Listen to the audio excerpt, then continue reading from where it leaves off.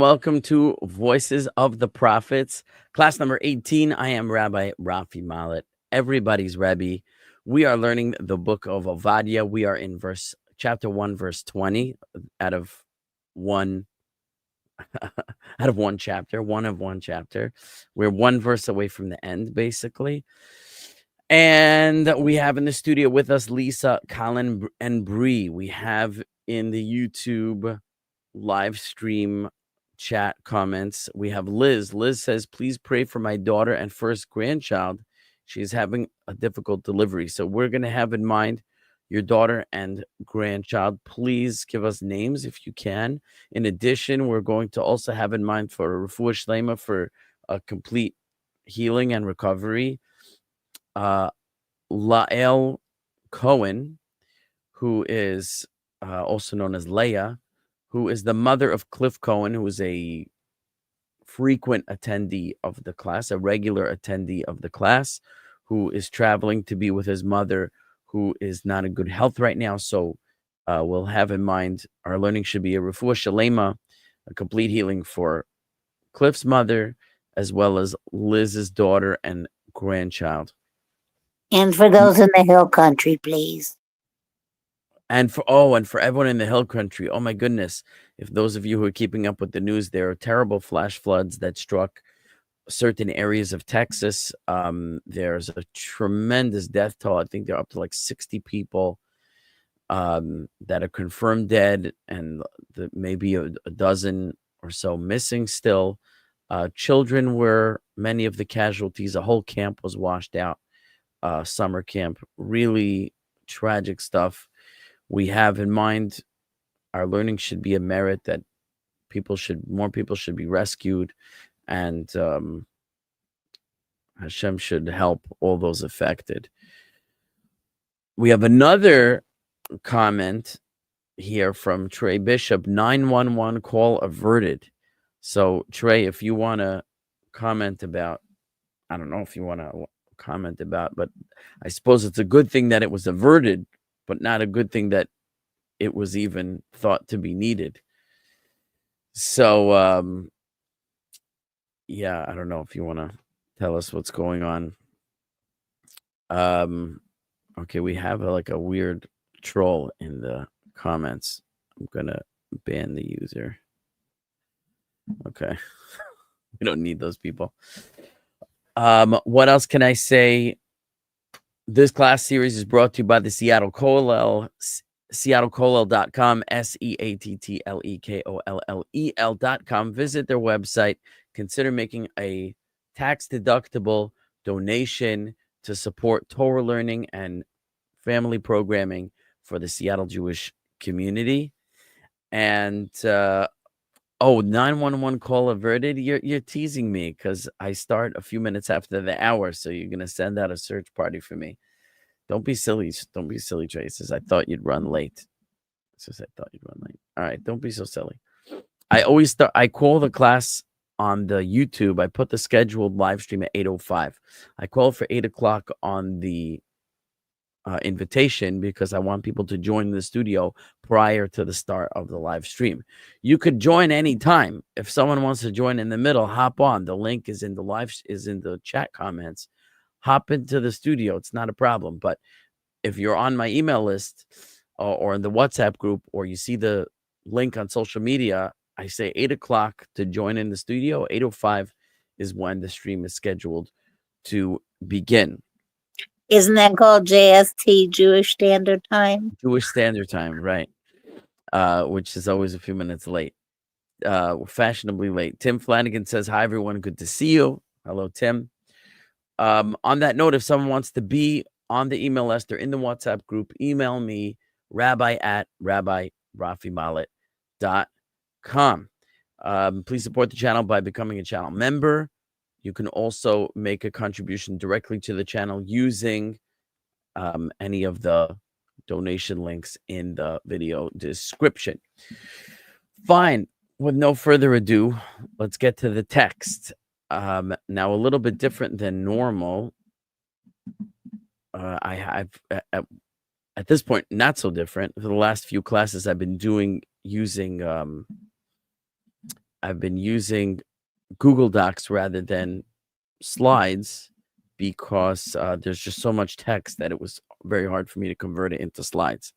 So you'll bear with me. Let's get that on the stage here. Okay. Now I'm still blocking some of the text. I moved my head over because of the other class, the biblical Hebrew class. When we use Sepharia, it opens up like a menu on the right side, and with my head on the left side, the text gets obscured. So here I put my head on the right side so that it only obscures the menu and not the text. But for us, it doesn't really help. So hopefully, as I scroll the text, we'll be able to see everything that it says here. Just to review, we were talking about, we talked about a lot. We spoke about here, verse number 20. It says, "V'galut hachel hazeh livnei Yisrael asher kina'anim ad Tzorfat." The exile of this chel, which most of the commentary said means the exile of this group of people, chel, as though it was spelled with a yud, but it's interestingly not spelled with a yud, right? The exile of this chel, this group of people of the children of Israel that are Canaanites until Tzorfat, which we gave a number of interpretations, that either they're exiled with the Canaanites to a place called Tzorfat, or they will return to the land of the Canaanites up to a place called Tzorfat. And then it says, "V'galut Yerushalayim asher b'Sfarad," and the exile of Jerusalem that are in Sfarad, which we identified as Spain. Yerushu et Arei HaNegev will inherit the cities of the south. So we had different possibilities what this means. Either it's talking about the first group is the 10 tribes, which will return to the land of Canaan and inherit northern lands up to a place called Tzorfat, which we identified last week as a place in Phoenicia, which would be modern day Lebanon, right? So Sidon in Hebrew, around that area.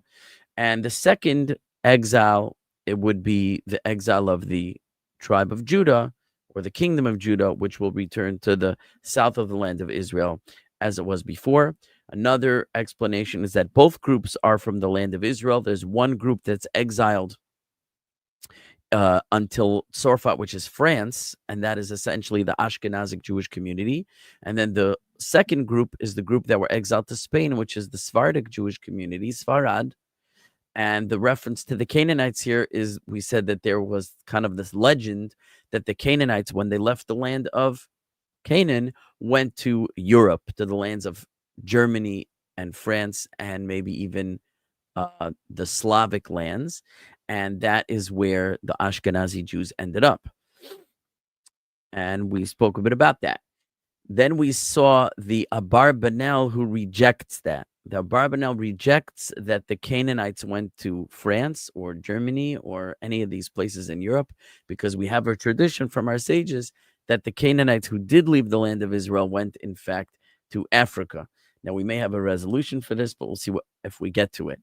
And he also interprets the word chel, the exile of this chel, not as this group of people, but chel without a yud, which would be the root for the Hebrew word hatchala, which means beginning. So it's the exile of this beginning. And what we saw that he said so far is that this was the exile who went to the land of the Edomites, which we learned as the European lands now. They went to Europe and they were tormented for millennia under the European rule. And they're going to return and inherit the original land of Edom, which was the beginning of this Edomite civilization that tormented them for so many years in exile. So it's the exile of this beginning that is the exile that's destined to return to the beginning place of the very nation that exiled them.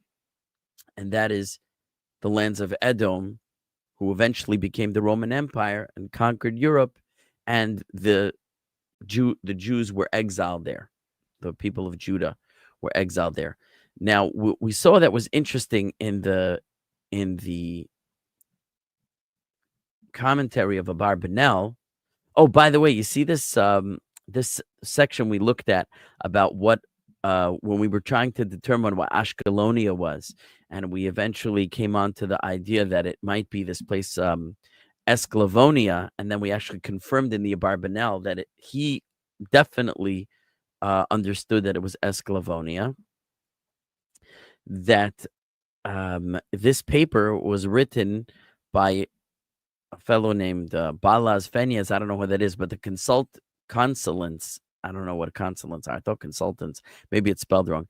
That the two professors that are on this paper are Georgi Harasti and Janos Ola.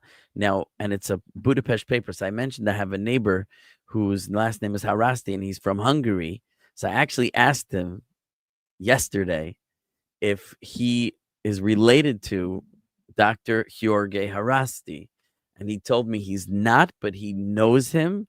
He said, in fact, the fellow was the principal of the school where he went to school. And he actually passed away a couple of years ago. But interestingly enough, I know someone with his last name who was a student in the school where Dr. Harasti was a principal. Isn't that interesting? Okay. Now, that being said, let's go back to Abarbanel. Now, I mentioned there are 3 places in Abarbanel where he goes in depth on this topic. One is his commentary to Obadiah. The second is his book called Mashmia Yeshuah, where he talks about the prophecies relating to the end times, specifically the downfall of Edom. And there's a section on the book of Obadiah in Mashmia Yeshuah. And then the third place is at the end of the book of Kings, where Judah is carried into exile, and he speaks about the exiles there. So what we examined last week was his commentary to the book of Obadiah. Now, I want to look at the next source that I mentioned, which is Mashmia Yeshuah, which repeats much of what's in Obadiah, but there's some other things. So I highlighted the main things I wanted to show. Another thing that he points out here is, let me see, is that here in his commentary to Obadiah, which we looked at last week, he mentions the country of Francia and Hispania, France and Spain. That much he mentions. He doesn't mention the other lands. But you'll remember an interesting thing that he said is that the exiles that were in Spain were already there from the time of the first temple destruction. Remember that? And that they were exiled at that time by a king named Pedro, which we said is Pedro. And they were exiled to 2 places primarily. One place was called Lucena, and another, which is a place in Spain today.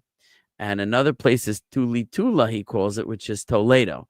And if go and do your research, you'll find that Lucena and Toledo are historically considered to be highly Jewish cities. These are considered Jewish cities in Spain historically, meaning up until, certainly until the expulsion from Spain in 1492, these cities were totally associated with Jews. There are some sources that say that there were only Jews in these cities. Very interesting phenomenon. Now, we get to now Mashmia Yeshuah. Here, he actually, when he quotes the Radak, he names the countries where the Ashkenazim live, right? He says the Radak explained the Canaanim, the Canaanites, is talking about the Ashkenazim. Now, here, Ashkenazim, he doesn't mean Ashkenazi Jews. When we say Ashkenazim today, we mean Ashkenazi Jews.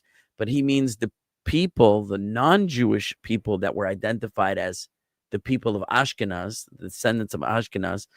And he says, and those are the lands of Almanania, which again, Almania, Germany.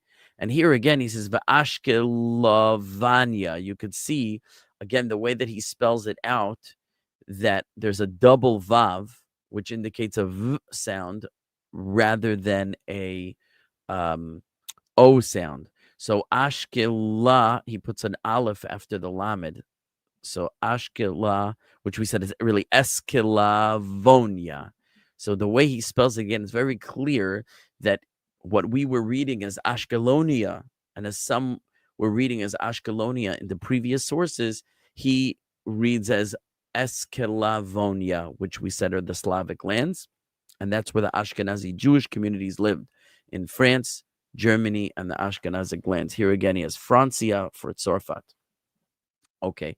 So here again, he goes through explaining that Hachel doesn't refer to people, it refers to a beginning.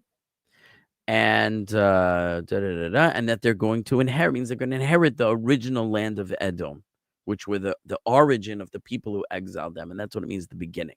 The exile of the beginning, the exile that will inherit the land which was the beginning of the nation that exiled them, the land of Edom. Okay. So he says this, that not only that, however, he seems to use the word Hachel beginning to mean multiple things. That's one, that the original land, the beginning of Edom, was this land south of Israel, which they will inherit. But also he says that these people that are going to go into exile at the hands of Edom were actually already there from the time of the first temple, meaning the Jews would be exiled from the second temple to communities where they would be united with other Jews that had already been there prior, having been exiled in the first exile. So that the exile of this beginning is also a reference to, he seems to be saying, the exile of the first temple as well, that the Edomite exile and the exile of the first temple were united together. So let me just go through and see. I highlighted the parts that were kind of like the main ideas. No. Okay. Yeah. So he says also the exiles of Spain were there from the first temple. Okay. Now. Okay. Now here's where he talks about Spain again. He says it is known that the Jews that were in Spain were there from the time of the destruction of the first temple, that the king of Spain brought them there. His name here, he says his name was, again, there are no vowels, so it's hard to read it, but it looks something like Purus, right? Similar to Pero that he said in the other commentary. And he put them in two areas. One was Lucena. And now, again, he writes it as Luzina, but in Spanish, it's Lucena, okay? He says there a great deal of wisdom was abundant and grew among the Jews. And the reason the Jews called it Luzina, he wants to say the Jews named it Luzina. Why did the Jews name it Luzina?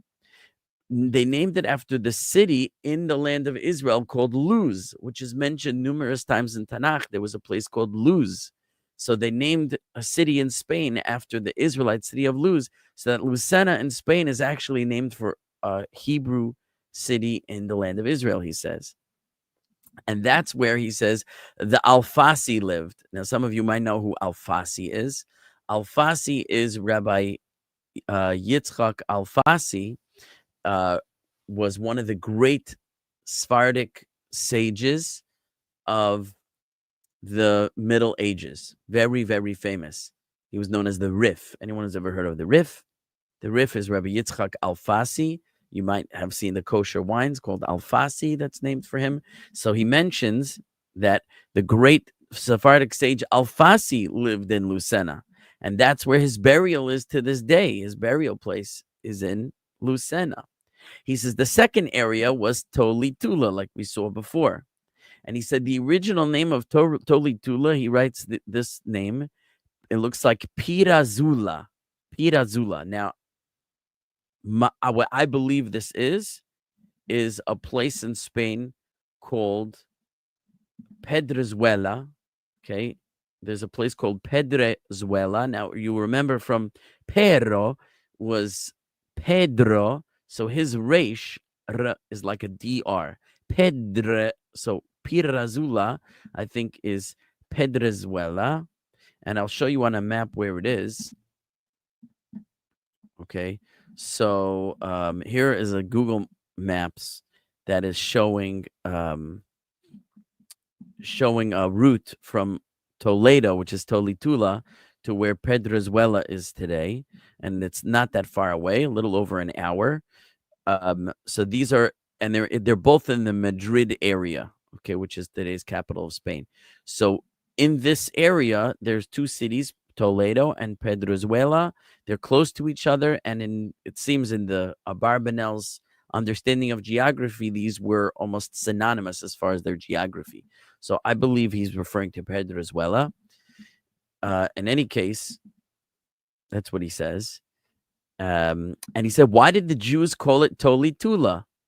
Okay, why did they change the name from what he calls here Pirazula, which I believe is Pedrozuela, to Tolitula? He says, Mipnei Tiltulam, because of their Tiltul. What is Tiltul? Tiltul means movement, migration. Even in modern Hebrew today, a person who goes on a trip, he goes on a tiyul. It goes on a migration, a movement. In halacha, there are laws about on Shabbos, on Shabbat, certain items you're not allowed to move. They're called muktzah.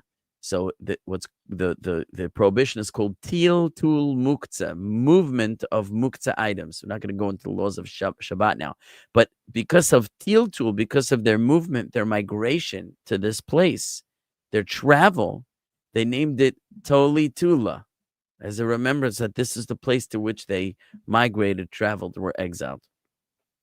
And then he says, like I explained in my commentary to the book of Kings. And then he says these amazing words. Mimashira'iti besifrei divrei hayamim hakadumim shahayu lamalchei Sepharad.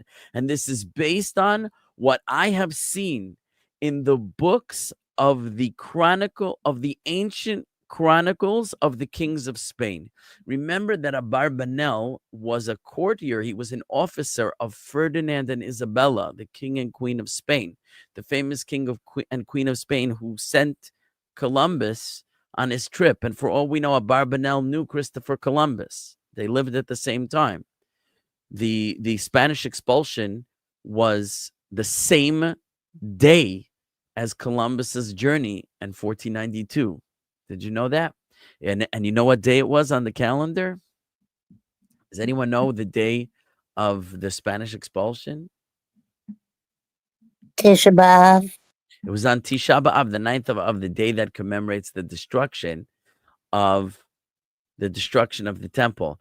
And that was the day that Columbus was set to sail. And he writes in his diary that he had to postpone his departure a day because there were too many ships in the harbor on account of all the Jews that were leaving that day. So it's pretty amazing, right? Anyway, I need to keep moving over here. Sorry that I forgot to put the text on the screen till now. So he says, okay, that's why it says the exile of Jerusalem that were in Spain, because they were already in Spain from the first temple destruction. Now, just wait till we get to the book of Kings, how this all came about. Okay, then he says the same thing like he said before. Don't be surprised that it says until France, and it doesn't say until England, because since England was originally a French colony, therefore France is a reference to England as well, right? That's what we saw last time. And then he says something similar again. And even though now, because of our many sins, there is not in France or in Spain a single person who identifies as a Jew, he says, nevertheless, like we saw, Lo ish el v'chazev, God is not a man that he should lie. He says, how will the prophecy be fulfilled? He says it'll be fulfilled through the descendants of those Jews who were expelled from these places, from Spain, from France, from England, and so on. We were expelled from all those places. And it could also refer, like he said like we saw in his commentary last time, that even those Jews who converted, the conversos, who were forced into conversion to Christianity, will do teshuvah and return to Judaism and the Messianic era. Okay, pretty amazing. That is the extent of his comments from the book Mashmia Yeshuah. And now the big kicker, the pièce de résistance I left the best for last is Abarbanel's commentary on the Book of Kings.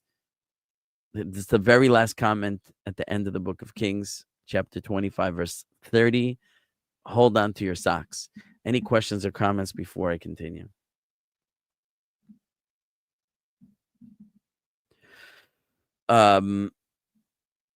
Trey Bishop says, when are these commentaries being written describing encounters with previous diaspora? Well, again, the Abarbanel is living at the end of the 15th century, beginning of 16th century. I don't know exactly. He wrote these at different times, but it's around that time, right? And again, because he said that it's after the expulsion was 1492, we have to assume that the commentaries were written around 1500, okay?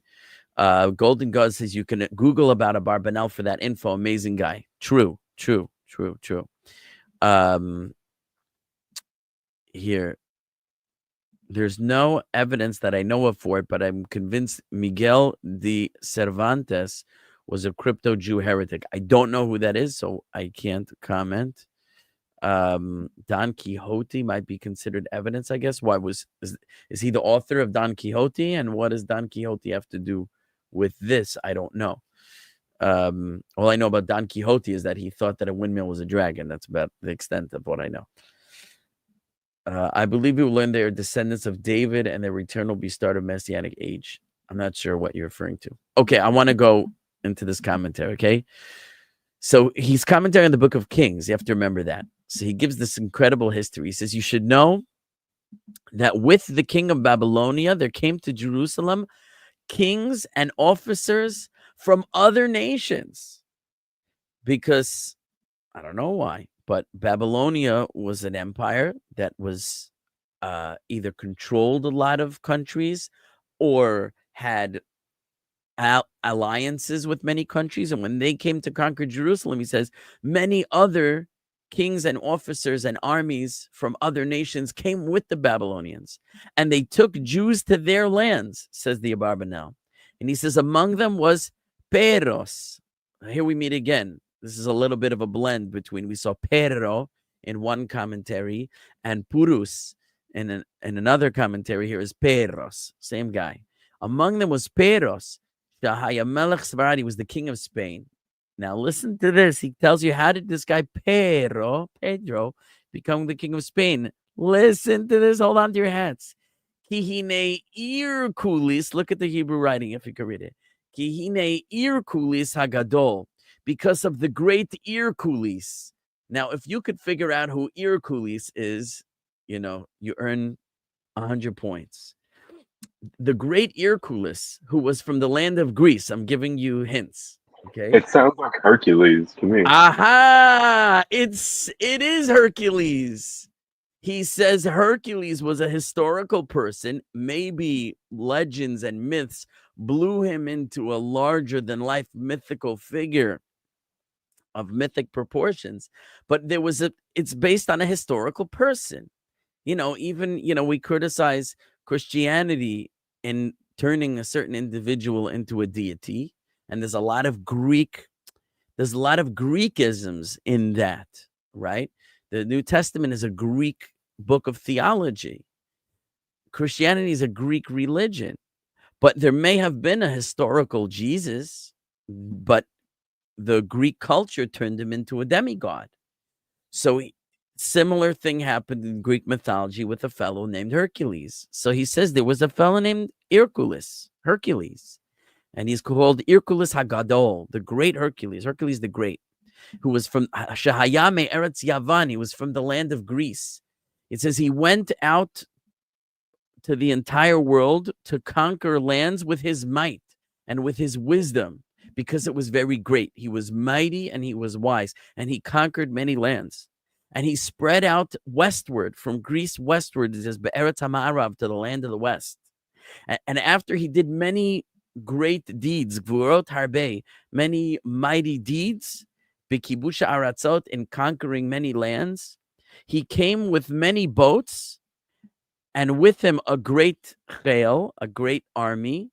El Sfarad, he came to Spain. Hercules came to Spain, and he settled there. and he reigned over all of the land of Sepharad, of Spain. And when he desired to return to his land and to his birthplace, he left to the land of Italy, Italia, Eretz Italia, if you could read that. Umisham el Eretz Yavan, and from there he went to the land of Greece. And he was among the officers that went to go destroy the great city. I don't know if you could read this word here. Troya. The great city of Troy. Who went to Troy? Hercules went to Troy with his army to destroy the city of Troy. And he says these words, Bapa'am hashlishit, the third time. I don't know what it's talking about. I did chat GPT this a little bit. Hercules does have some relationship to the Trojan Wars. He was prior to the Trojan Wars, actually. Here it sounds like there was a third Trojan War. There were two Trojan Wars. The Abarbanel seems to almost make it that Hercules fought a third Trojan War. However, I would say, according to ChatGPT, for what it's worth, Hercules lived prior to that, and it was like his disciples and maybe his descendants that were part of the Trojan Wars. That's maybe how standard history records it. But in Abarbanel's history, Hercules is involved in some manner, shape, or form with some stage of the Trojan Wars. He says, and now when this Hercules traveled from Spain, he gave his kingdom to his sister's son, whose name was, if you could read this word, Ispan. He gave the kingship when he left to his sister's son, his nephew, Ispan. Now, from Ispan, obviously, we're going to get the name, the word Espanol, Hispania, etc. Spain is going to be named after this individual, Ispan. Now, again, you can look up Ispan. Abarbanel did not invent this person. His name, he is recorded in a number of sources. Is he a legendary figure? Is he a true figure? A true historical figure? Abarbanel records he was a real historical person. He was the nephew of Hercules. And he became king of Spain after Hercules returned to Greece. So first you had Hercules, and after him, Ispan. And he says, by his name, the whole land of Sepharad was called in the foreign language, Amloes, here it says Ifsania or If. Yeah, there's definitely a printing error here where they put the P sound before the S sound. It should be the other way. It should be Hispania, not Ifsania. But okay, it's a mistake. And this Ispan had one daughter, and she married Pedros. So now our friend Pedro comes into the picture. Pedro is the son-in-law of Ispan. So he's the son-in-law of the nephew. So he's, married the grandniece of Hercules. And this guy, Pedros, was also was a Greek officer. He would have been Peter, right? Petros. He was a Greek officer. And he was at the destruction of the first temple. And he brought from there Judahites and Benjaminites and Shimonites, right? Simonites, because I told you that the cities of Simon were among the cities of Judah. Simon's portion was subsumed within Judah's portion. So when Judah and Benjamin were one kingdom. So when the kingdom of Judah, which included Judah and Benjamin, were exiled, Simon was with them, Shimon, and the Levites and the priests, which were scattered among the tribes that were in Jerusalem. A great number of people came with him, and it says Birtsonam, willingly. They came with him willingly.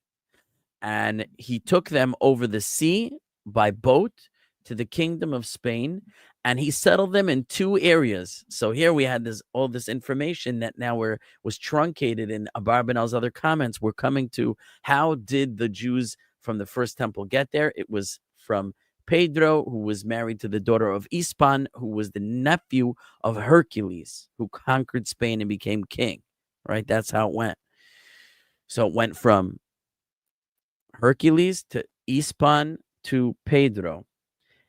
And he says these two areas, he settled them in two areas. One is the city that's called today he says Andalusia. Now, Andalusia or Andalus was actually the old name for Spain. He says, in a certain city, he says, Ir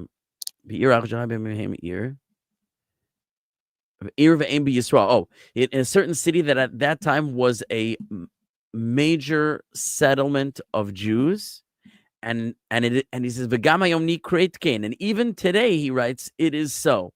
So I wonder if he wrote this commentary on the Book of Kings prior to the expulsion, because he's saying even today this place is known as a Jewish city. And he says, Amru Allah Hagoyim, the Gentiles say about this place that its air makes one wise. Okay. The air of this place is clean and it's very, very clean and pure. And he says, maybe for this reason, the Jews called it Luzina. Here's this place, Lucena, right? To be like Luz, which is in the land of Israel, Muchenet Linvua, which was a place that was Muchenet Linvua literally means it was prepared for prophecy. The city of Luz perhaps was known to be a place of prophecy. Now, I could tell you that Luz is mentioned in the Torah as having been the name of the city that would become known as Beit El. Okay, the city that would be known as Beit El, which literally means the house of God, Bethel, the Torah says was first called Luz, and that's where Jacob had his prophecy regarding the ladder, Jacob's ladder to heaven, and the angels going up and down. That might be what he was referring to. That Luz was a place that was known for prophecy in Israel, and so they got to this place which it was known to have very clean and pure air. That the air, the Gentiles said the air of this place makes one wise. So the wisdom that they were able to get from breathing the air, they compared it to a kind of prophecy, a spirit of prophecy. So they called it Luz. And that's how it got the name Lucena. Isn't that what they say about Yerushalayim? Just the air makes you wise. So they say about the land of Israel, our sages say, Avira de Aramachkim, and that's Aramaic. Avira de Aramachkim, the air of the land makes one wise. But apparently that was said about this place in Spain as well by the Spaniards. Okay. And he says, and the second area was in the land of Tulitula, right? Toledo. And he says, and perhaps the Jews called the city Toledo because of the Tiltul, like we said, the migration that they did when they came from Jerusalem to this place. Now, notice how his language here is much more tentative. Maybe they called it Lucena because of this, and maybe they called it Tolitula because of that. And in his later writings, he writes it with more certainty, and he even seems to imply that he found it confirmed in the ancient books. But it's a little bit of a contradiction that here he's saying it as a conjecture, and there he's saying it with sort of definitude. What to make of that, I leave it to you. And he says, for they were there from ancient times, Exile Hanotzri. Oh, sorry, because from ancient times it was known by the Christians. Now, again, a little anachronistic because the Christians don't come till much later. So I guess he means the people who were the Christians in his time, their ancestors before they were Christian, the pre-Christian people who lived there. That was known as Pirizuela. Here it's much more clear the way it's written out with Hebrew phonetics, that it's not whatever it was, Pirazula, it's Pirizuela. Okay, that's very clear over here. Lo Tolitula used to be known as Pirizuela and not Toledo. It was the Jews that called it Toledo. The Jews gave it that name when they came there. And he says another amazing thing. And right near Toledo, there's a city called Makeda. He says, why do you think there's a city near Toledo called Makeda? And I'll show it to you on the map. Remind me to go back to the text. But here's Toledo. Let's go from Toledo and Pedrozuela. Let's go to Makeda. Okay, Makeda, Spain is very near Toledo again, right? So, so what does he say about that? He says it's named for the city Makeda, which was in the land of Israel. In the land of Israel, there's a place called Makeda. It's mentioned in Tanakh. So just like there's a Makeda in the land of Israel, There's a Makeda right next to Toledo because these were Jewish settlements. And the Jews named these places, he says. They named Lucena. They named Toledo. They named Makeda. And it's all based on names from the land of Israel or signifying their exile. He says there was another city near Toledo. And look at this. They called it, I don't know if you could read the Hebrew words. It looks like Escalona. Escalona.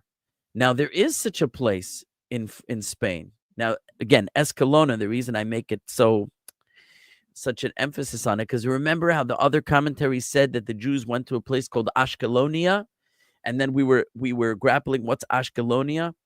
So it seems like one place that Ashkelonia was understood to be was Esclavonia, which was the Slavic lands. But Abarbanel seems to be saying, no, there was another, so to speak, Ashkelonia, which is the city of Escalona in Spain. Now, where is that exactly? I think I made a note of it. You'll pardon me while I kind of go through my notes. This is a lot of chat GPT that I asked it questions, see, Esclavonia, and I put its answers into my notes. But I want to see if I put that. Here's Lucena. I put a Wikipedia link. You could go there. You'll see that it's known as a Jewish city, Lucena. Here's Pedro, King Pedro of Spain. Okay, Lucena is Lucena. Fine. Tolitula is Toledo. This is Google Gemini. Alfasi. I was looking up all his references. Hercules is Hercules. Did Hercules participate in the Trojan War? ChatGPT says no, but he had a significant connection to it. He lived a generation or two before the Trojan War.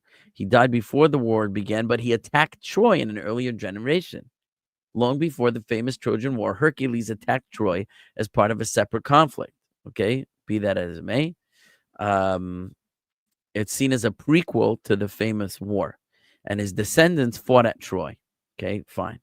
So Ispan is, ChatGPT was saying that in medieval Spanish chronicles, like the Historia de España and early pseudo-historical sources, some influenced by classical, some by biblical models, we find the following legendary chain. Hercules, and he leaves the kingdom to his nephew Hispanus, Ispan, Espan, or Isban in Arabic sources. He becomes a legendary ancestor of the Spanish people and is the namesake of Hispania. Here's Andalusia, is a large region in southern Spain. Major center of Jewish life, says ChatGPT. Okay. Okay. Makeda. Fine. Oh, so here's Makeda in the book of Joshua, chapter 10, verse 29. It says Joshua and all the people passed with him from Makeda to Livna. So it's mentioned in the book of Joshua, Makeda. Okay, Ishkelona. I asked Gemini, was there a city near Toledo with a name like Ishkelona where Jews lived? It says yes. Abarbanel was likely referring to Escalona, a town near Toledo, Spain. Okay, so there is such a place. Okay, the Jewish Encyclopedia specifically mentions that Escalona was said to have been named after Ascalon in Palestine. That means the city of Ashkelon in the land of Israel. Okay, Ashkelon. So, and that's exactly what Abarbanel says. So, getting back to Abarbanel, yeah, he says they called it Ishkelona al Shem Ashkelon Shahaya Krovi Eretz Yisrael.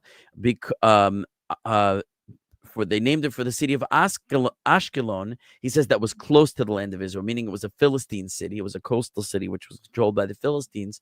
Today, it's part of the land of Israel. Like I mentioned to you before, the prophecy of the returning Israelites conquering the cities of the Philistines is partially fulfilled today, just like conquering part of the land of Edom is fulfilled today, etc. So, the place Escalona in France is named for Ashkelon in Hebrew because ancient Israelites came to these places, settled them, and named them for places in their beloved homeland. Okay. He says it's possible that these cities looked similar. Fine. He says there's no doubt He says, there's no doubt that also in those days they called the other cities near Toledo similar names like the names of the city in the land of Israel, but over the length of times, these names became lost and changed to other names.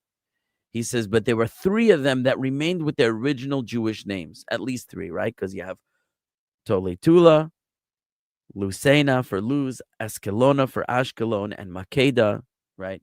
So all Jewish cities, says Abarbanel, settled by Jews in ancient times, named by Jews. He said the Jews lived in the kingdom of Spain from then until now. So again, this is until now. So this might have been written before the expulsion. And they spread out in all of these cities, this way and that way. And they did not return to Jerusalem in the time of the Second Temple because they said that is not the full redemption. That's what they said. This is not the full redemption. Now, I have to tell you, someone asked before we started the broadcast, what are we going to do after the book of Obadiah? We're 1 verse away. And I said I have a few ideas. One of the ideas is, remember I said, Obadiah is 1 chapter, so we'll do it first. There's a book of the 12 prophets that's 2 chapters, and I was thinking of doing it next, and that's the book of Haggai. Haggai is a rebuke to the Jewish people for not rebuilding the Second Temple quickly enough, or I mean, it was exactly when it was meant to be, but the prophet spurs them to rebuild it. The people were sitting on their laurels, not rebuilding the Second Temple. They were exiled from the first temple. They returned. They began building. The construction was halted, and they just left it that way. And the prophet's like, why are you leaving the temple in ruins? Get up and build it.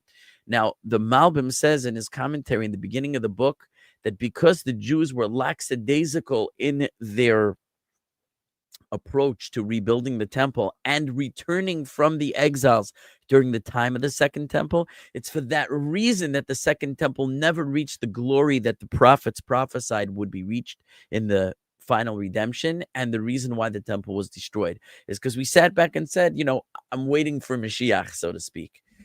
So here he also says the Jews were invited to come to Jerusalem to rebuild the Second Temple from Spain, and they stayed there. And they said, this is not the final redemption. He says, you don't have in Jerusalem the Ark of the Covenant, which we mentioned in our Song of Songs series. Go watch it. He says also, you don't have prophecy in the Second Temple, as we mentioned. The prophecy was finished. After the first temple, there was no prophecy. And there were many, many other holy aspects that existed in the first temple time that did not exist in the Second Temple time. So they said, we don't see the full redemption there. We don't see a pressing enough reason to leave our comfortable domiciles here in Spain, and we're not coming. Rabbi, is that why a lot of Jews, the reasons you're giving, they didn't return after the Babylonian exile? Well, that's what he's saying. That's what he's describing. That's exactly what he's describing right now. So he says, therefore, they did not return when God returned the captivity of Zion and brought his children back to their borders from Assyria and, or it says rather, from Assyria and from Cush and from the islands of the sea. He didn't return them in the end. I'm not sure if he's saying it was caused by, like the Jews said, it's not the full redemption, so I'm not coming. And because the Jews didn't come, it didn't end up being the full redemption. And the Jews didn't come back from Assyria. They didn't come back from Cush. They didn't come back from the islands of the sea. And then he writes these words. Kemo shekatuv kol hasipur hazeh, like this whole story is written Besefer Divrei Hayamim HaKedumim Asher LaMalchi Sepharad, that is written in the ancient chronicles of the kings of Spain. Now, which parts are written? It seems he seems to be implying that the story of the exile of the Jews to Spain and their refusal to return to the Second Temple, that is written in the books of the chronicles of the kings of Spain. That's phenomenal. That's phenomenal. Okay, we're almost out of time, and this goes on a little bit longer, so let's try to finish up. And there's no doubt that also Jews from the first temple destruction came to Tzarfat, came to France, Ula Inglatira, and to England, Ula Eretz Ashkenaz, and to the land of Ashkenaz, which we generally understand to be Germany. and to Ulashar Hamalchiot Mibnei Edom, and to the other kingdoms of the children of Edom, the other Edomite nations, meaning the Roman provinces, or what would become later the part of the Roman provinces, right? He says, and now this is his commentary on the book of Kings. And he says, and that's what the prophet Obadiah meant when he said, and the exile of this chayil, of the children of Israel that are Canaanites until Tzorfat, and the exile of Jerusalem that is in Spain. What does he mean, hachel? It seems to be implying over here the exile of this beginning, because the exiles from the first temple were already there. That's the exile of the beginning. And the second temple exile joined together with them. But he wants to go so far as to say the Jews were already living in these lands following the destruction of the first temple. He says, because Jews were already there from the destruction of the first temple, as I mentioned. He says this prophecy was said about Edom. That's not to say that Edom was the head of those who went to war and those who destroyed Jerusalem, but rather that they came up, the Edomites came up with the Kasdim, the Chaldeans, the Babylonians, upon Jerusalem to destroy it. As the prophet Obadiah says, as we mentioned earlier in the series, that Edom was criticized for their participation in the destruction of the first temple. So we said they stood by and they watched and they egged on and they said, raise it, all those complicities that we already spoke about of the Edomites. And there we meant the ancient Edomites that were living south of the land of Israel. But he wants to even say that it goes so far as to even include nations, European nations that would later become part of Rome, were also participatory and even carry Jews away to their lands. And then he cites a prophecy in Isaiah where he wants to say also refers to this. Okay, we don't have to go into it. But he wants to try to even read this into the book of Isaiah, that Isaiah also mentions that Jews went into Europe. How he does that is not so clear. He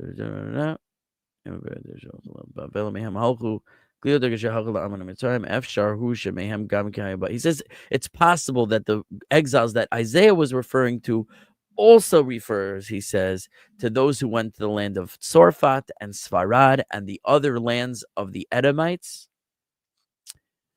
And in the time of the second temple, more Jews came to these western lands. And hear what he says here.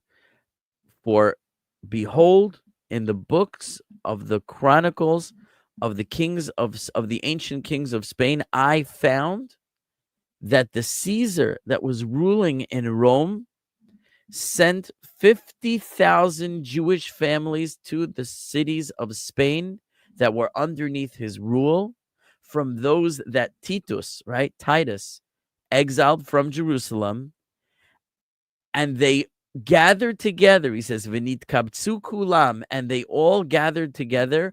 Rishonim v'achronim, the original ones and literally the first ones and the last ones. That when the Caesar of Rome exiled 50,000 Jewish families from Jerusalem to Spain, they gathered together the first ones and the last one, the Jews that were already there, together with the Jews who were newly coming in the time of Second Temple, v'hayu la'am echad, and they became one nation. And that brings us to the end of Abarbanel, where he tells us this striking, phenomenal, astounding history of the Jewish communities in Spain and in the other European lands, that there were communities already that were carried away in the first temple, that when Babylonia came against Israel, they were against Judah, they were joined by armies from other nations, even European nations, that even took Jews to Europe. And, Avigal's here. I'm sorry that I've been ignoring you, Avigal. They took Jews to Europe. And in the second temple, the new, if you will, the new exiles joined their brethren who had been waiting for them in the previous lands. Their brethren who did not return to the they did not return to the land of Israel when the second temple was built, because they said, we don't need to return. Now, by the way, now that I'm saying this, I'm remembering something. But I don't have it near me to show you. But I have this beautiful Siddur. Siddur is a prayer book. It's called Siddur Vilna. And in the Siddur Vilna, it has some historical passages. It's an Ashkenazi Siddur. It's a Siddur that records the Ashkenaz text of prayer. And it has, this particular edition has some historical tidbits in the introduction, kind of talking about the origin of the Ashkenazic communities. And I'm remembering now that they said, even regarding the Ashkenazic communities, that when they built the second temple, they sent messengers to the communities in Ashkenaz saying, come join us in Jerusalem. And they said, we're good over here. I think he says it's called Siddur Vilna, literally the Siddur of Vilna. Vilna is Vilnius in Lithuania, which was a great center of a big Jewish community, where they said, you can have your big Jerusalem, and we're going to stay in Vilna, our little Jerusalem. And the Jews were complacent in returning to the land of Israel, and they didn't come, they didn't return, and it could well be for that reason that Abarbanel implies, and the Malbim says in his commentary to Haggai, the book of Haggai, which maybe we'll learn next, is actually the reason for the failure of the second temple period, was the refusal of the Jews to return from their exiles. I don't Question, know. please. Yeah. Why? Because I don't know the history very well. Why did Hashem use Cyrus, a non-Jew, to get the people back to build the second temple? Why? And where was he from? Okay, Cyrus was a Persian. Why did Hashem use him? I don't know a specific reason, and I don't know why Hashem couldn't use him. It says, the heart of Good kings answer. the heart of kings is in the hand of God. However, what's interesting about Koresh, Cyrus is called Koresh in Hebrew, and there's a question of what does his name mean. Now, there's a legend that he was raised by wild dogs, and that in Persian, kurush means like a wild dog. This legend is found in the Hebrew book Me'am Loes, if you're familiar with it. It actually was not written in Hebrew. It was written in Ladino, interestingly, which is Ladino is Judeo-Spanish. It's like what Yiddish is like Judeo-German. It's like a German dialect with Jewish words in it, Hebrew words. So in Spain, the Jews had their own dialect called Ladino, which was Spanish with Jewish words, Hebrew words mixed in. So the Me'am Loes was actually written in Ladino. It's been translated into Hebrew and English. In Me'am Loes, he writes this legend that Koresh was raised by wild dogs, and that's where he got his name Koresh. Like Kurush in Persian apparently means a wild dog. I don't know Persian, but Farsi, I don't know. But Herodotus, in his History of the Persian Wars, writes this legend, and he rejects it, and he says it's not true, that in fact he was raised by a woman her name was Kurush or Kurus, and when he returned to his native land, and they asked him, where do you come from? And he says, I was raised by Kurush. They understood him as being raised by dogs, and that's where the legend got started, but it was actually the name of his mother. Needless to say, why am I telling you this? Is that the Talmud actually implies that his name was not actually Koresh. He may have had a different name. There's a question what his name was. So they say, why was he called Koresh if that wasn't his name? And the Talmud answers, this is in Tractate Rosh Hashanah, that the letters of the name Koresh can be rearranged to spell kasher. Kasher means kosher or fitting or fit. And the sages say, Koresh melech kasher haya. Koresh was a kosher king. Now, how kosher was he? Whatever, kosher enough. He wasn't, the Talmud says he wasn't the best guy, but, on his level, he was pretty good. So I'm not really answering your question, but I could say maybe he was something of a standout righteous person that God said, I'm going to give you the merit of being the vehicle through which I return my children to the land. Also, just along with that line, did Darius, Queen Esther's son, also participate in bringing the Jews back as well? I'll answer you in this way. So Darius was not yet the emperor until after Achashverosh. So first there was Koresh.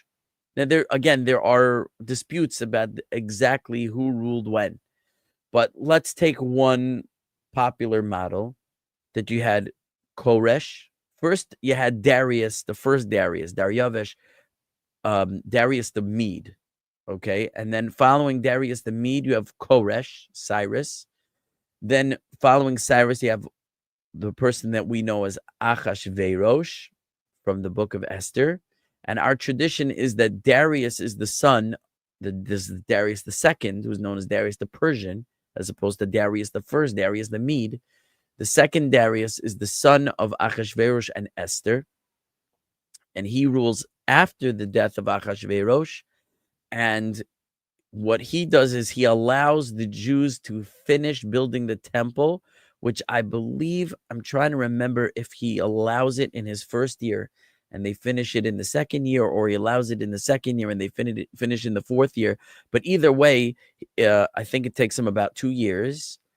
And he's the one who gives the Jews permission to finish building the temple.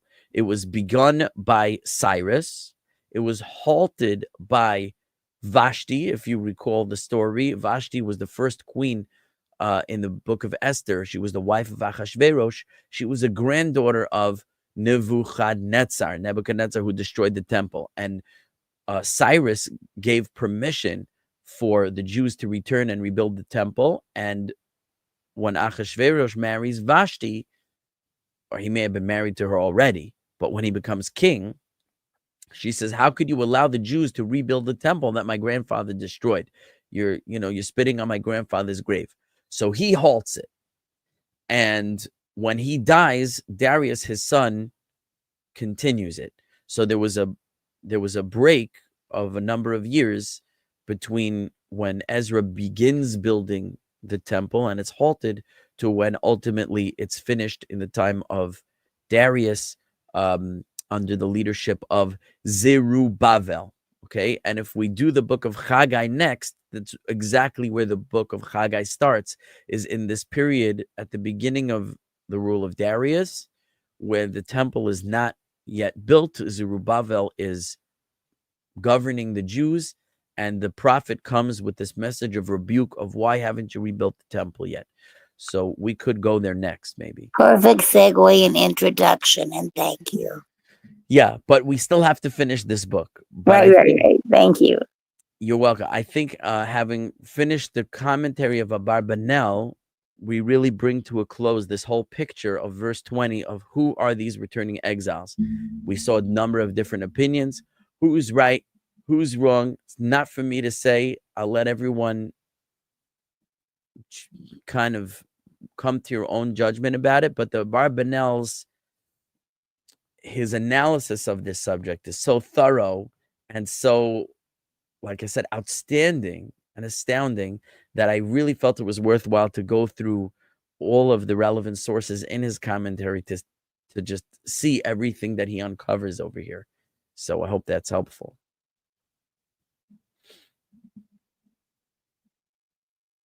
Okay, Abigail put a comment in the studio chat, which is this: Iberians. Now, the Iberian Peninsula is where Spain is. Spain and Portugal are on what's called the Iberian Peninsula. She says Iberians came from North Africa into Spain. Could that name be connected to Hebrews, Ivrim, okay, which would be like, right, Ivrim, Iberian, right? And they were the first temple people who were already there, according to Abarbanel. He said they fled to Israel to northern Africa. So I just want to clarify, the Jews didn't flee from Israel to North Africa. The Canaanites fled from Israel to North Africa. The Canaanites were not Hebrews. The Jews were Hebrews. So if the North Africans, Iberians, came into the Iberian Peninsula for whom it's named, if those were Canaanites, they wouldn't be Hebrews. You understand? And if they were Hebrews, presumably they didn't go that way. Maybe they did. I don't know. But I wonder, maybe to put it together, it could be that because of this ancient population of Hebrews there, maybe the place became known as the Iberian Peninsula. I don't know when. I don't know when the Iberians came into Spain. Maybe they came there after the Jews and they found the Jews there and they said, oh, Hebrews, we'll call this the Hebrew Peninsula, Iberian Peninsula. I don't know. I can't really say. I don't know. So, okay. I'm very tempted right now to run and grab my Siddur Vilna and look up this source, but I feel like it's late, so I shouldn't, but I just thought of it now, right? Abarbanel said the people in Spain didn't want to return because they were comfortable in Spain. They didn't want to return in the Second Temple time. But like I said, I remember reading in the Siddur Vilna, he writes the same thing about the Ashkenazi communities. And the Abarbanel said there were also Ashkenazi communities already prior to the Second Temple destruction. And the Jews who were exiled in the time of the Second Temple joined together with them. I don't know. How do you feel about me running and trying to find this passage? Yeah, please. You and want I it? think Okay, I think it's so I think it's so interesting, that even though they didn't want to return to the land physically, like in their soul, they were still naming cities for the Eretz Israel, like right. Luz and things. That's like what crazy. Jews like to name things. Well, but they still have that spiritual connection, is what I'm saying. True, but to get us to go back to Israel is very hard, apparently.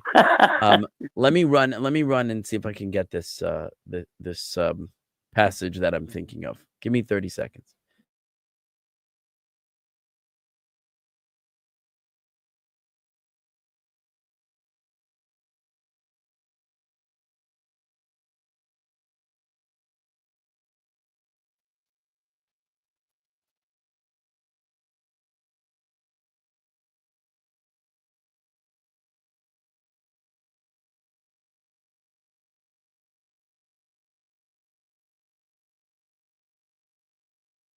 Okay, I'm back. Here's the Siddur Vilna.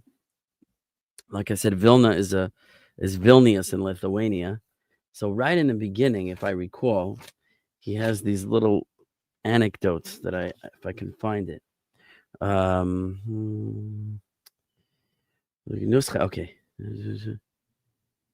I'm looking for it. You got to just give me a minute.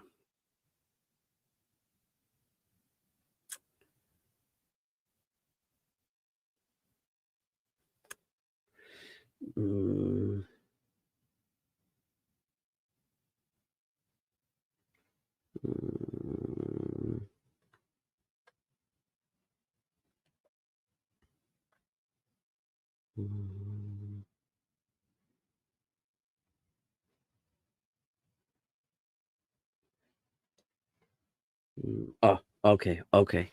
Amazing. So he says like this, Rabbi Yosef Shamash, I don't know who that is. He says, in his youth, I'm reading in Hebrew, I'm just translating as I go, studied in the yeshiva of the great Rabbi Pinchas Segel.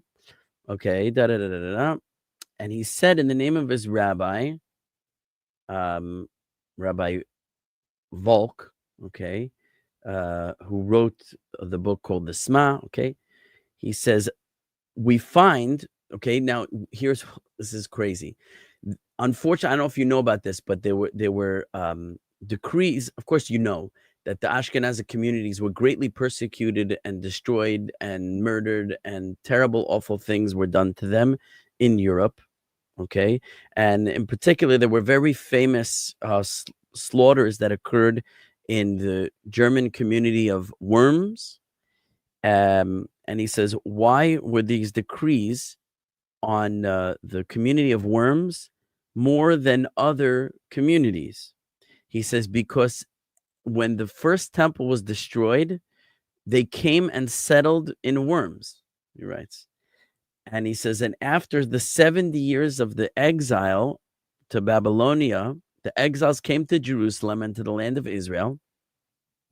And though Jews in Worms did not return to the land of Israel, and the people of Jerusalem wrote to the people of Worms that they should come and settle in the land of Israel so that they could come during the three festivals, right? Passover, Shavuot, and Sukkot. There's a mitzvah in the Torah, the Jews should come to Jerusalem to the temple. And you can't fulfill that if you're living too far away. They say, come live in the land of Israel so you can fulfill this biblical command. It's too far away from you where you are. He says, and they did not pay attention. And they wrote back to them. He says, Shavu atem b'Yerushalayim hagdola. You can settle in the great Jerusalem, the big Jerusalem, Yerushalayim hagdola. Va'anachnu nadur po Yerushalayim ketana. And we will live here in the little Jerusalem. They said, you have the big Jerusalem, and here in Worms, Germany, we're happy in our little Jerusalem. And he said, because of this response is the reason why the community of Worms, so I thought it was Vilna, but it's the community of Worms, underwent more terrible decrees and tortures and massacres than any other community. So you see also from there that there's another source that there were Jewish communities in Germany already from the time of the first temple, like the Abarbanel writes about he says about the communities in Spain, and he says certainly also in the Ashkenazic lands. And here we have another source for that. So that's almost, that's almost like doing Lashon Hara on Eretz Israel, like the 10 spies did. Okay, there are those who say that. There are those who've written that. There's a book called the haBanim Semeicha by Rabbi Yissachar Shlomo Teichtal. It's a very powerful book. It's available in English. I highly recommend it. This was a fellow who was a Munkacher. I believe he was a Munkacher Chassid. He was a Hasidic Jew from the city of Munkach in Hungary, which the community was very anti-Zionist. We spoke a little bit in the series about the anti-Zionist sentiment in some sectors of the religious community. The Munkacher community was extremely anti-Zionist. And when the Holocaust happened, this Munkacher rabbi named Rabbi Yissachar Shlomo Teichtal realized, in his view, that the reason for the Holocaust was because the Jews rejected the opportunity to return to the land of Israel, and he changed his view on the subject from being anti-Zionist to becoming Zionist. And he wrote this book, haBanim Semeicha, which was full of sources supporting the idea of settlement of the land of Israel, and that Jews should support it.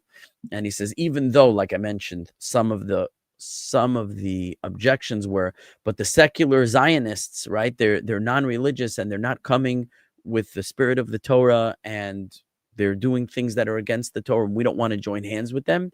He says, if you take that attitude, you're giving the land of Israel to the heretics and to the non-religious Jews. He says, if you want a chance that the land of Israel should be built with purity and holiness and in the Torah spirit, you have to go and do it. If you sit here in Europe, you don't do it. Well, you're sealing the ends that you don't want to come about. So we have an obligation to go and try as much as possible to influence the settlement of the land of Israel in the Torah spirit. He wrote his book in hiding from the Nazis. He had no books to read from, and the amount of sources he quotes, it's incredible, his encyclopedic memory, that he wrote an entire book. It's like this thick, hundreds of pages with no sources. He writes over and over. I'm hiding, and I can't look at books right now, so I'm just writing from memory. He was eventually captured by the Nazis. He was taken to a concentration camp. On the train to one of the concentration camps, there was a Jew, maybe, I'm trying to remember, there was like a Jew fighting with a Nazi officer or something, and he like stepped in the way to protect the Jew, and he was killed. So this Rabbi Yissachar Shlomo Teichtal was killed by the Nazis, but he left behind a monumental work, which, so why did I mention that? Because he says that the rejection of Aliyah, the rejection of settlement of the land of Israel by the large portions of the Jewish community is comparable to the sin of the spies when Moshe said, go into the land, and they said, we don't want to go. We want to stay out here in the wilderness. The land's not good. And the whole generation was decreed to die in the desert, and only their children would enter because they rejected the land of Israel. And the sages tell us they spoke Lashon Hara, evil speak about the Holy Land, and this was their sin. And he said, we're repeating that sin today, and that's why our nation is being destroyed. So does everyone agree with Rabbi Yissachar Shlomo Teichtal? No, of course not. I told you it's a very contentious and controversial subject, but that's the case he makes in that work, and it's a beautiful book. It's very moving. It's very powerful. You're welcome to disagree with it. I know people who read the book and were very offended by it,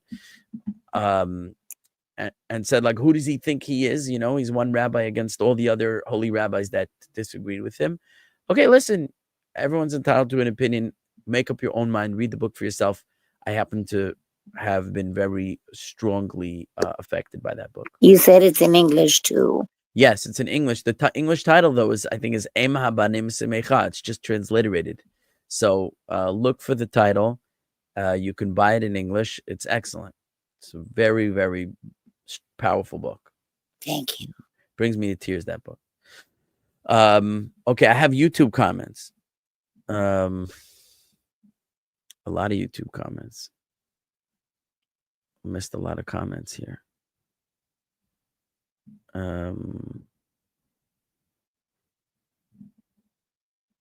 Someone said something about Achilles.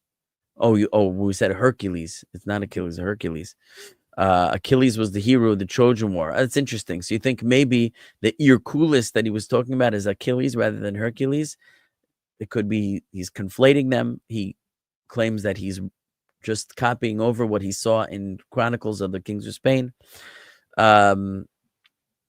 And again, in his commentary to the Book of Kings, he doesn't mention anything about the expulsion. And he keeps talking about, here in Spain, here in Spain, here in Spain. So that seems to be the earliest work of the three that we examined. And the other two are written later. Zahara Bar David is here. Nice to see you. Long time no see. Trey Bishop gives I guess that was people saying goodbye.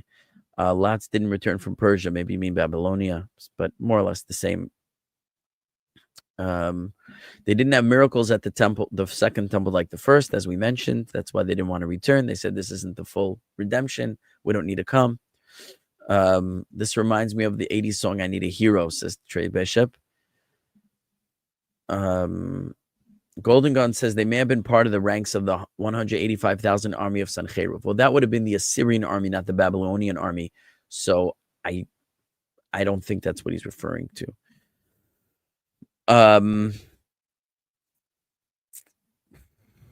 Let's see. When I said Koresh to my Iranian friend, he was happy, saying that is how Persians say it. Interesting. Did everybody hit like? That's right. Hit like, subscribe, share, become a member. I wouldn't mind another class just to summarize. We still have one more so we could finish verse 21. So God willing, next week will be the last verse.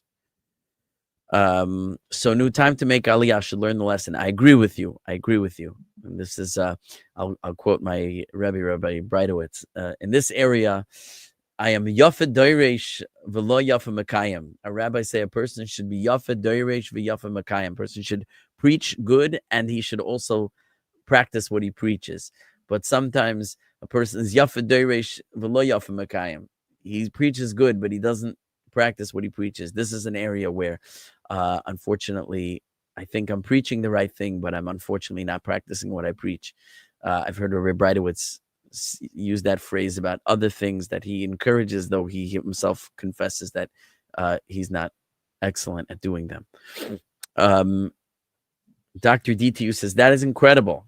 So I don't know what you're referring to particularly, but I think all the content we spoke about today is quite incredible.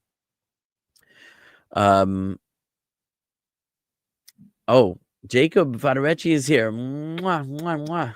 Love you. He says, at least some of my ancestors apparently never went back from Galut Bavel. And the Talmud talks about that. And the Talmud criticizes. This is one of the points haBanim Semeicha makes, is the Talmud criticizes the Jews who did not come back from Bavel. And that's why they refer to, in the Talmud, they refer to Babylonians as, you'll understand me, Jacob, Bavlai Tipshai. Stupid Babylonians. That's what the Talmud refers to Babylonians. Bavlai Tipshai, stupid Babylonians, because they didn't return from the exile. Now, some will interpret that they're talking about the Babylonian non-Jews, the Gentiles they called stupid Babylonians. But in the haBanim Semeicha makes the case they were talking about the Jews in Babylonia who didn't return. Okay. T. Bishop says, ouch. Yeah. All right. I got to go. It's late. I hope you enjoyed, and see you next week, God willing. Or Tuesday at the Genesis class, or I've been trying the other days of the week to do our Noachide series, which is members only after the live stream. So catch the live stream or become a member and study laws of Noah with us. And everybody have a great week. Thank you, Rabbi. Thank you, Rabbi Mullet. You're welcome. Bye-bye.